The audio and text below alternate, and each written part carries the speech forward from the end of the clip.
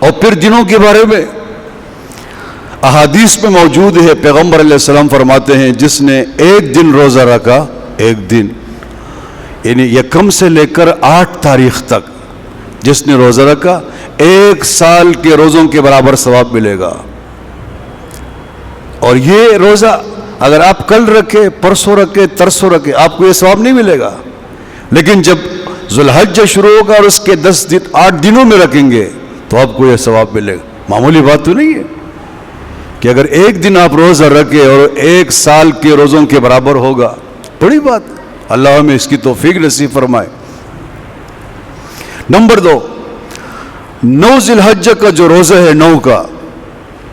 8 کی تاریخ میں نے بتایا 8 تک جو روزے رکھیں گے انسان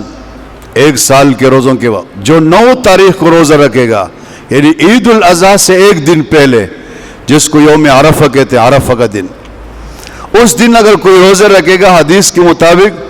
2 سال کے گناہوں کے لیے یہ روزہ کفارہ بنے گا، 1 سال پچھلے گناہ اور 1 سال آئندہ کے گناہ، یعنی ان گناہوں کے، ان روزوں کی برکت سے، اس روزے کی برکت سے اللہ وہ گناہ معاف فرما دیں گے۔ جہاں کہیں بھی حدیث میں پڑھیں گے یا سنیں گے کہ 1 سال کے گناہ معاف ہو گئے، اتنے گناہ معاف ہو گئے، علماء لکھتے ہیں کہ وہ گناہ صغیرہ مراد ہے، چھوٹے گناہ معاف ہوتے ہیں، اور بڑے گناہوں کے لیے قاعدہ ہے، ضابطہ ہے توبہ کرنا، یہ شرط ہے۔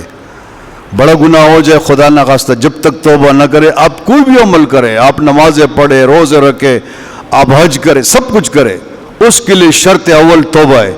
چھوٹے گناہوں کے لیے شرط نہیں ہے۔